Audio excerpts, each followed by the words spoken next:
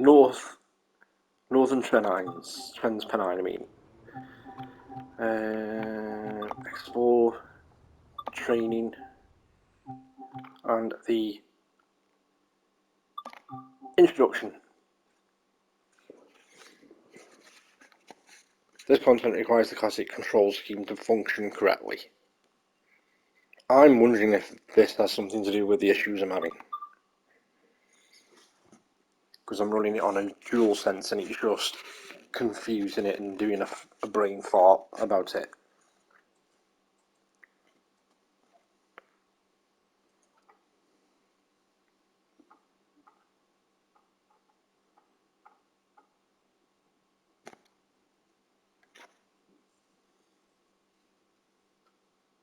So I'll follow all the instructions to the letter, and I'll get to the point where I can't do anything else.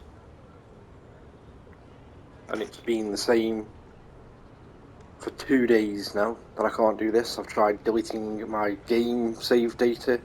I've tried a complete fresh install of the game on the PS5. I get the same results. This is Dewsbury on the North Transpennine Railway. Follow the markers over the footbridge to catch the train.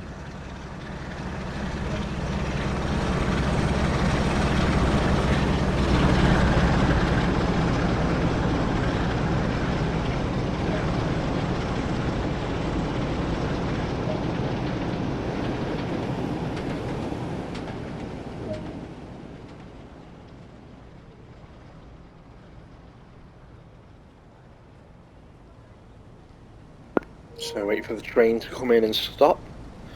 The doors to open, it'll instruct me to get on, grab a seat. And the start of my journey begins.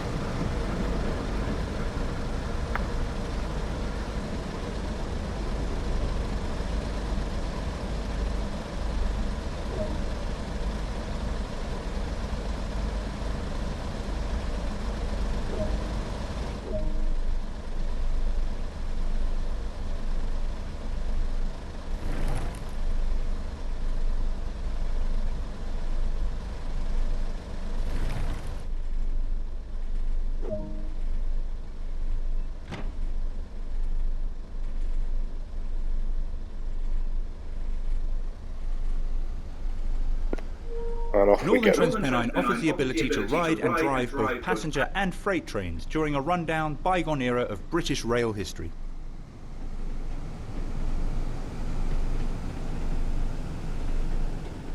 This Class 101 diesel mechanical multiple unit features a geared transmission, meaning the driver must throttle off, change gear, and then throttle up again to reach higher speed.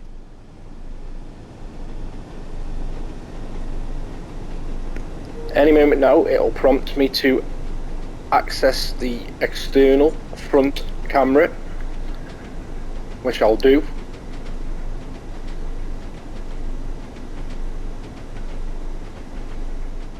Train Sim World allows you to ride and drive trains from a selection of internal and external camera angles.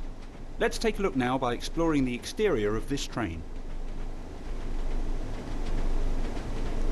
So I'll switch to the external, so hold down the right stick, external, front.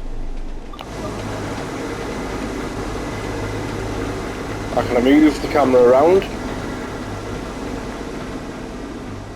and there on screen it says press the triangle button to switch between camera and driver navigation modes.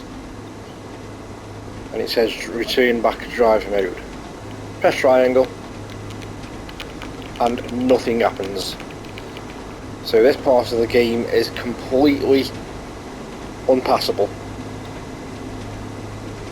Because I would kind of hope that beyond this point in the game it would, once I switch back to driver mode, it'll put me back in my driver's eyes. I then take control of the train and it then teaches me how to actually drive this train, so that I can do some of the scenarios, but I can't do jack,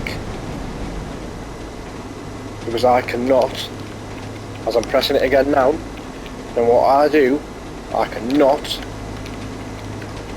switch back between camera and driver. I can hold down the right stick, go back to internal cameras, go back to my guy in the seat and look around, but I've still got the prompt on screen to press the triangle to switch between driver and navigation, and if I press it, nothing happens and I can't get out my seat. So I can't do anything.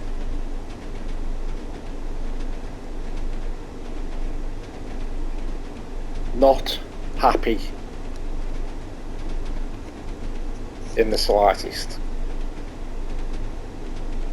To think that when the game launched I had issues with a signal failure on the underground route, where it said that I'd failed the scenario because I was passing a signal, when I took video footage of it and there was no signal there was nothing, so I wasn't jumping any signal, and yet it was failing me on the scenario all the time. And then I had an issue on Sand Patch Grade when I had to do my first stop, and then when I have to resume my journey it would just freeze.